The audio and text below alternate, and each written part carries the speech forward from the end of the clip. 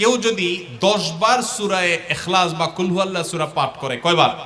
10 বার, রাতে দিনে যে কোনো সময় 10 বার যদি কেউ কুল হুয়াল্লাহ সূরা পাঠ করে, আল্লাহর নবী সাল্লাল্লাহু আলাইহি সাল্লামের হাদিসে ওয়াদা রয়েছে, আল্লাহ তাআলা ওই ব্যক্তির জন্য জান্নাতে একটা বিশাল প্রাসাদ নির্মাণ করবেন।